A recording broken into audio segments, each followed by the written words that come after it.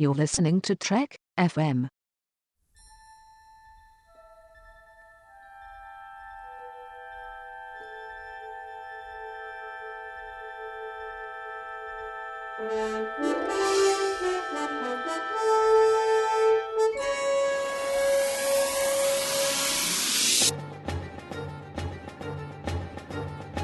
Hello and welcome to Trek FM From There to Here, where we talk about all 729 episodes of Star Trek, from Broken Bow to Star Trek Beyond.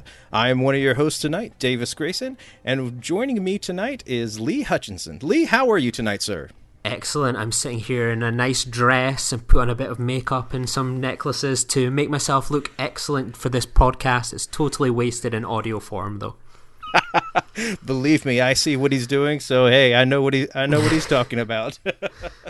So in case anyone does not know, we're going to be talking about a Voyager episode 1 and Deep Space Nine episode Prophet and Lace. So, Lee, what did you think of 1? Yeah, it's not a bad episode, I think.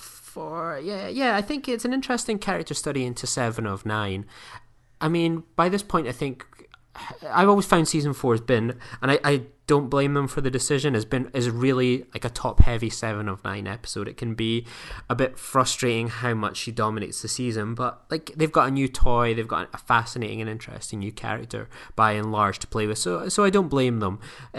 This episode kind of, by the end of season 4, I feel a bit fatigued of 7 of 9. I feel like maybe I'd rather spend a bit of time more with Neelix, with kind of Tom, Harry, whoever, just a little kind of variant. So an episode pretty much dominated by hers is just a bit of a chore at this stage.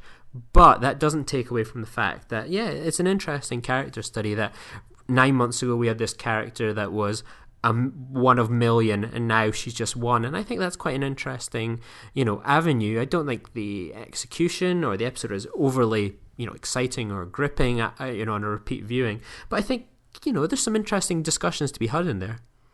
Oh yeah, absolutely. And one of the cool things I liked was knowing Harry Kim was from South Carolina. Yeah, that was a surprise, wasn't it? I mean, it was thrown out there really quickly, and that was that. What was really cool is Garrett Wang was actually living in Memphis, Tennessee for a time when he was growing up. There you go. See, we're learning facts all over the place today. Oh, absolutely. One of the cool things I did like about it is, Chakotay gives feedback to Janeway over the decision, and he after a while agrees. Kind of a good leadership style where he was like, why are we doing this? What's going on here? And that's when he finally said, okay, I will let you do this. And, I mean, I enjoyed the episode. It was actually kind of good to me. But you could see that it's been done before with some stuff. I mean, she was having an effect of loneliness, and she was having disturbing dreams herself. But I mean, overall, it's not bad. Overall, it was good. Like, I think season 4 is like the peak of Voyager. There's so many interesting and quite big episodes really within season 4 that's been kind of reviewed so far this year. And I think this one is just one of the ones that, and probably in another season, maybe an earlier season of Voyager, I think it would be kind of, up there with this. It kind of falls by the wayside when you've got like a kind of season that's got The Killing Game, Year of Hell, a lot of interesting episodes in this season. This one it's just a little less interesting. It's kind of, it's been a bit well worn. I think the one aspect I really do like is the holodeck interactions. I always find 7 of 9 being awkward in social situations always a treat. So when she's asking them all repeat questions without giving them a chance to breathe, that always gives me a chuckle. Oh yeah, absolutely. And then when she starts having the realization that there's this alien that's on board, who we have never seen and we never see again, and either it's from her memory when she was a Borg or something else that was happening, but it was just interesting how she had that person look like that, because I know we've seen other aliens who, it was almost the alien of the week, so to speak, with some of their aliens. But overall, I mean, it's not a bad story. Yeah, and I think there's a little touch that I never really kind of picked up, and it was like the Harry Kim thing. You watch this episode and you kind of maybe pick up again over the year watching it on DVD.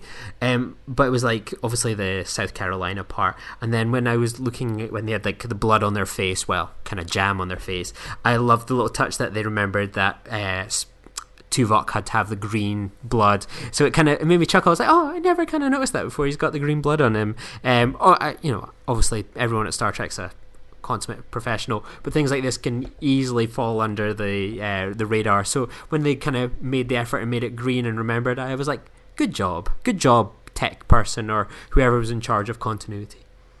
Oh yeah, absolutely. So is there anything else we want to talk about with this episode?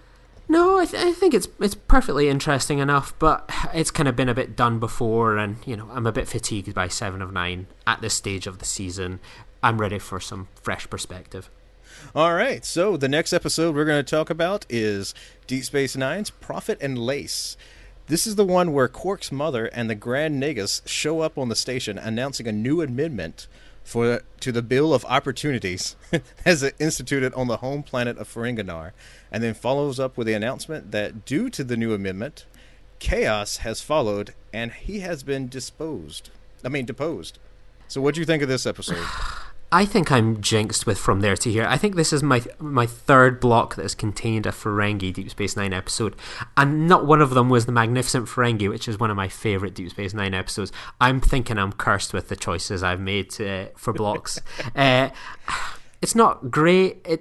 I've said it, like I'm almost probably sounding like a broken record with the kind of comments I'm making on Ferengi episodes. I think that the stories, once again, especially with this one, are totally uninteresting, but they're almost dragged up to kind of, mediocre quality, average quality by the talent of Armin Shimmerman, Jeffrey Combs, Max Grodenechik, Aaron Esberg, Wallace Shawn. I completely forget the name of who plays Quark's mom. The quality of these actors and characters, you can drag up even the most mediocre, poor a concept like, well, let's get Quark into drag. It's really not very interesting, and I'm not one to kind of get on a soapbox, but when I was watching it like today, I don't even remember the last time I watched this episode. Maybe I haven't watched it since like 98 or something, but I watched this episode and I was like kind of a bit kind of rapey when like Quark's being chased by this Ferengi that's like insisting on making love to him and having sex with him and won't take no for an answer. It's like, oh, this is a bit awkward. It's kind of yeah, it's funny because of that he's a male in female costume, but it's sometimes hard not to kind of, we live in what would be hopefully more enlightened times, and it's hard not to look at that and think, oh, that feels just a little bit uncomfortable. But I would say, credit to the, walking in someone else's shoes. Star Trek's always got a history of that, and Quark becoming a woman and hopefully learning some little lesson about his mum is kind of good, but it's a totally forgettable episode. Yeah, one good what you just mentioned about Quark and female clothing. Well, actually, he was more than female clothing. He actually did the surgery and everything, as we come to find out later in this episode. But what I loved at the very beginning of the episode is he's given this evaluation to one of the Dabo girls, and then gives her this book, Omox for Profit. And then at the very end, he's like, you know what? I was wrong. I should not have given you that. And then at the very end, he's like, wait a minute. What is wrong with me? Yeah. So, I mean, one of the other cool things I like about this episode, and there's not really too much to it. I mean, it's okay, but the one thing I do like is they mention Slug-o Cola and Eel Wasser, which is like the Coke and Pepsi of Ferenginar, I would say, because there was a book that was released, I want to say in 98 or 99.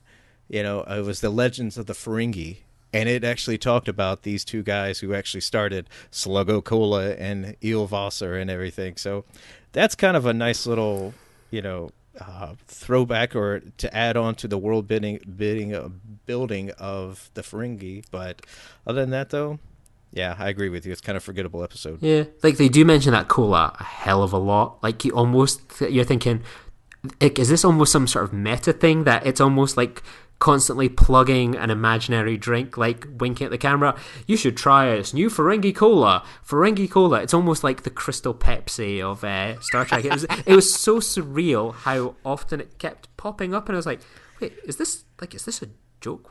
What's going on here? It was really kind of funny. Yeah, and the other cool thing about it is I like how Grand Negazette goes, the Ferengi women, there's 53% of them. They're not doing their share to make a profit. So let's put them to work. Yeah. Like, it's one of these episodes, like, you watch it and it's kind of, it would almost probably work better in the 60s when you've got this kind of culture of females not really being in the workplace, kind of being restricted to the home life. In the 90s, when you probably had like one of the biggest booms ever of women being in the workplace and it being like totally common. It's almost like a story like that's 40, 30 years just a bit too late to have any real impact, whereas it just kind of goes, that's funny, whereas the social commentary is totally out of loop. No one's really going to learn anything from watching these episodes, I would think, I'd hope. That's true. And it does prove that Deep Space Nine is the sequel to TOS. Hey, Exactly, there we go. All right, so is there anything else you want to talk about with this episode? No, I'm ready to get into tomorrow. All right, so where can we find you on the interwebs? Yeah, you can find me at Lee_Nostromo. You can find me at Star Trek VHS. You can find me on my own podcast with Tristan Riddell and Matt Hansen, where we discuss all things geeky on the Senate floor. And yeah, you can find me on all those platforms. All right, and you could find me at Davis Grayson on Twitter. You could find me in the Babel Conference, and you can also find me on the Phantom Podcast Network, where we talk about also all things geeky, and Couch Potato Theater, and the Highlander Blood of Kings podcast. So on that note, peace and long life to everyone, and we'll see you tomorrow.